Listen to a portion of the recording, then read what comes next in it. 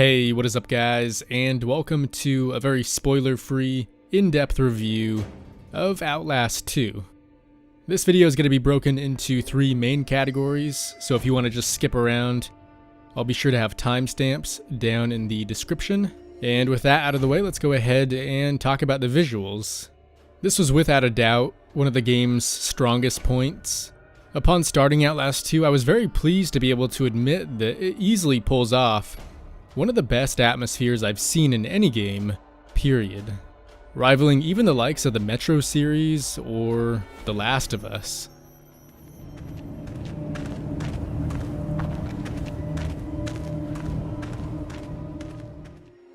Now, as most of you know, graphics are not what make a game great, but in this case, they sure do help. And Outlast 2 does very little to make you feel comfortable in its numerous environments. So not only do the various buildings and points of interest look frightening on their own, but when you mix them with the game's gorgeous lighting system, it makes for some truly horrifying sights. To me, the thing that makes the lighting work so well is the fact that, for the most part, you're in true darkness. If you find yourself in the woods, only the moon will illuminate your path, and if you end up in a town, all you'll have to guide you are things like candles and torches. Unlike most games, you don't really get a sense of false lighting. If you end up in a cave or house that should be pitch black, it will be.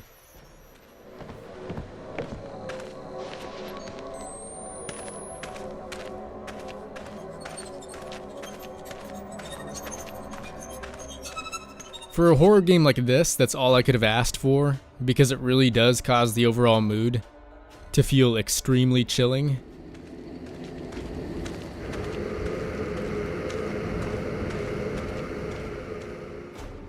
In terms of the different locations, you'll end up going through all sorts of unique areas, whether that be the dark depths of the woods, a village of cultists, or an old mine shaft. And we'll talk about how it does that later, but because of this, I never had to feel tired of seeing the same places over and over, as I may have in other games. And you tend to get the feeling that one step in the wrong direction could be your last. Not to mention, this game doesn't force you to deal with any sort of intrusive HUD, crafting menus, or maps. It's just you and the world itself. With this being the case, it really allowed me to feel way more immersed and, in the end, connected to my character. Now, speaking of characters, I have to say that was one of the downsides. For me, they felt a little bit cartoonish. That's not to say they looked awful or weren't creepy, because they really were, but when you put them alongside the more detailed environment, they did feel a touch out of place. In contrast, although they were somewhat cartoony, admittedly they were still creepy as hell, and very unique from one another. This was something I thought the game desperately needed to pull off, and I'm glad it did. Especially since one of the key things I tend to look out for in horror games is how quick you become desensitized to everything. In Outlast 2, you'll see everything from your standard hillbilly-style cultists to more demonic-looking creatures you wouldn't hope to see even in your worst nightmares.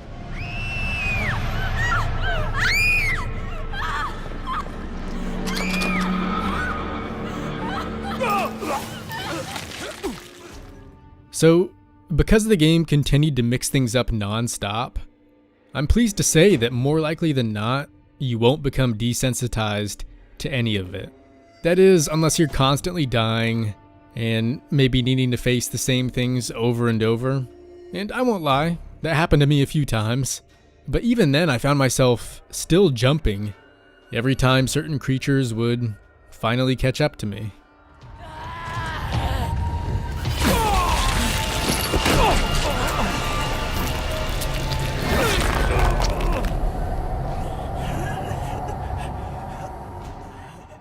And overall, this is thanks to the great blend of unique enemies and the horrifying environments they occupied, which altogether made the game never really feel repetitive at all, at least visual-wise.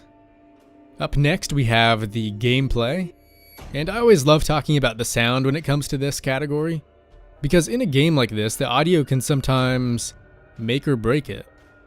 In Outlast 2, even right after launching the game, I was greeted with a truly sinister soundtrack that let me know I'd be in for a real treat.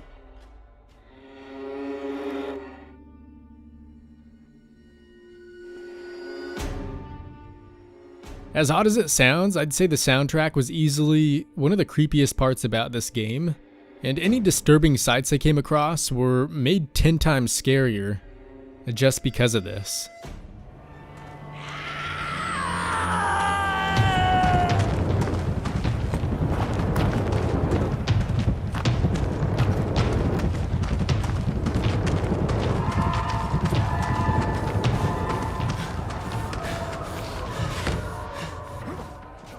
I thought it was seriously a work of art. And best of all, I always found that the music fit whatever was going on, whether it be running through a cornfield,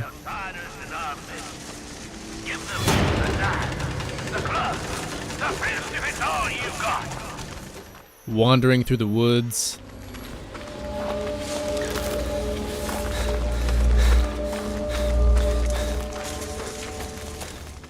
or crawling under a house. Consumption.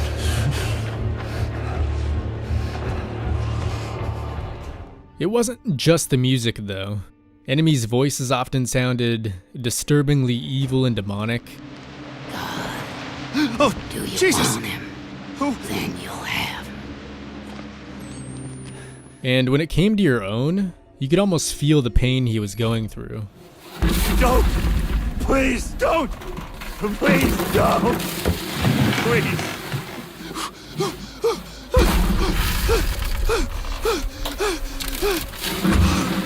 Oh, you crazy motherfuckers!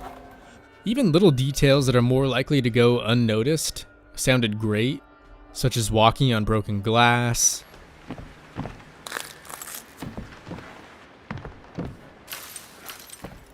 or the sound of water splashing as you're followed down a dark river.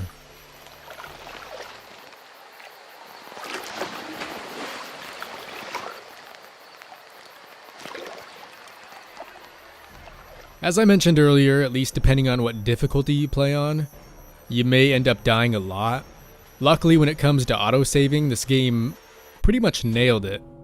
And unlike other games, such as Alien Isolation, you don't need to end up finding things like terminals to be able to save your game. In this, you can save your game manually, whenever you want via the pause menu. And as far as the autosaves, the game will always do one right before every encounter, thus making dying still something you'd rather not have happen. But it's also not so bad that you end up pulling your hair out over it, or just getting pissed off. Though that's not to say there weren't at least a couple frustrating moments. At times, you'll be sure the enemy can't see you, yet somehow they can turn on a dime and just take you out right then and there. Or if you're taking your time hiding, occasionally they just randomly wander over to your exact location as if they just got lucky somehow. Good news is, if you're careful, this probably won't happen to you, or at least not that often. Apart from that, the game seemed completely bug-free, aside from this one instance where my wooden raft got stuck on the riverbank. Though, I'll be honest, that was partly my fault. Moving on, I'd have to say that I love how minimalistic the gameplay mechanics were. There was no crafting or anything like that. So when you play this game, just know that you won't be a fighter. You either run, hide, or die. And truthfully, I love that about it. There's nothing worse in a horror game than feeling like you have the upper hand. It kind of ruins any sense of tension or fear. And with games like Resident Evil and Alien Isolation allowing you to use weapons, I felt as though that happened all too often. But in Outlast 2, I can assure you that's not the case. On occasion, you can push an enemy back, or maybe survive one hit if you're lucky, but for the most part, you can't slip up. And this is one of the main things that really makes this a great horror game. and it's what really causes the game's several chase sequences, both scripted and non-scripted, to be so enjoyable. Sure, if you're not a fan of the chase-style gameplay, this could be a negative for you.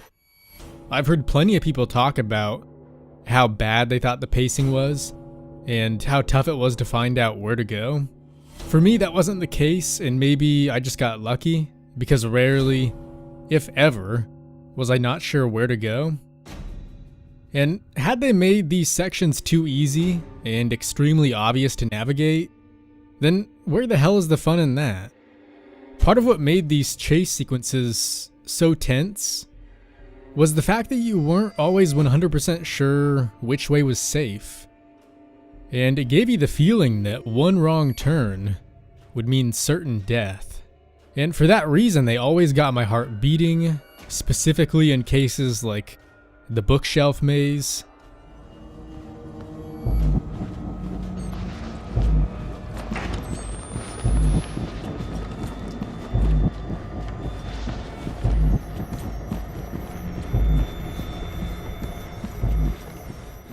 Not to mention, I'd usually find myself breathing a sigh of relief after some of the more hair-raising encounters.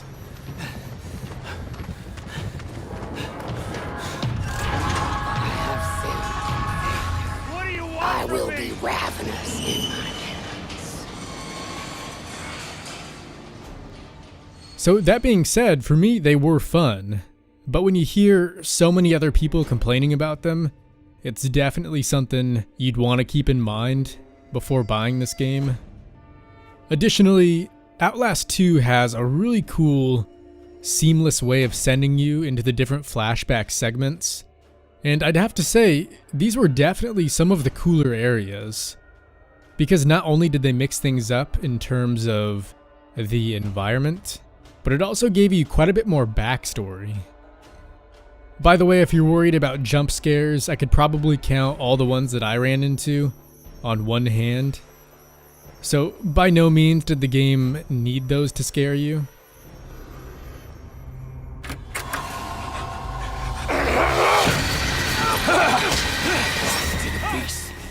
Better yet, they didn't seem all that predictable either. So lastly, before we move on to the story, I want to talk about the camera, because it does play a huge role in this game. But if you're someone like me who didn't want to have to stare through a camera lens the entire time, especially with the night vision on, I can confirm that's not the case. I mean, for one, the camera seems to run on the worst batteries ever made, so using it 24/7 just isn't an option. But even if that wasn't the case, I'd say there was still a really good balance between well-lit areas and spots that were too dark to see your own hands. Furthermore, the camera has plenty of functionality, aside from just recording creepy sights you run into. Not only do you have the night vision, but you've also the option to turn on the camera's mic, thus allowing you to tell where exactly enemies are coming from.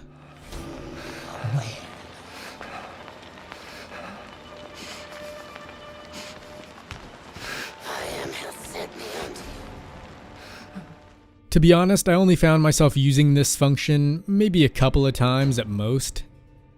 And from what I can tell, that was probably for the best as well, because each additional device you turn on seems to drain the camera's battery even faster. And speaking of draining the battery, I can't recall mine ever fully running out, but it did get pretty damn close. And those are some of the scariest moments, especially in areas that are pitch black.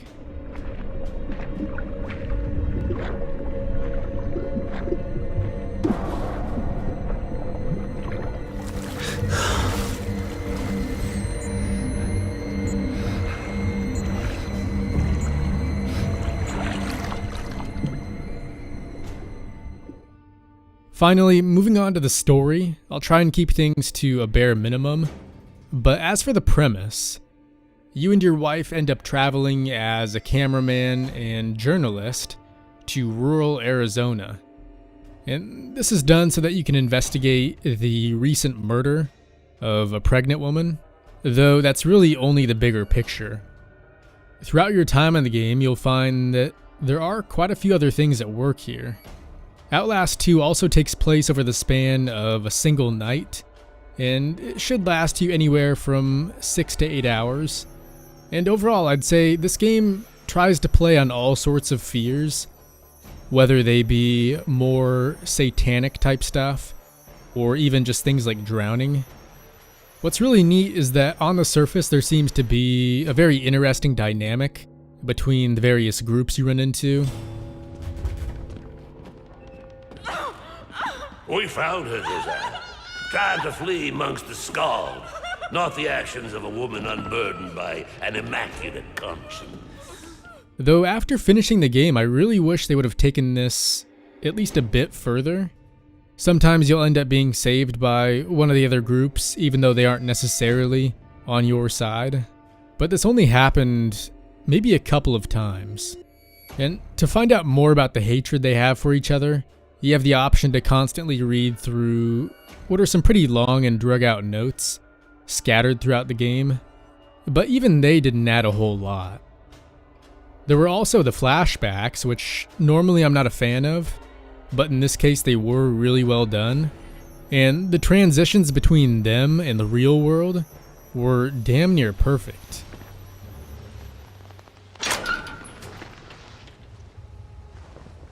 The roof. Maybe I could... Fuck. With these, you get a whole lot more backstory regarding your character and his childhood. And trust me, it's not all fun and games. The more flashbacks you encounter and have to go through, the scarier and scarier they get. Thy presence bright. I need not fear, if thou art near. Thou art my savior, kind and dear. Quick, the day is done. O God the Son, look down upon thy little one.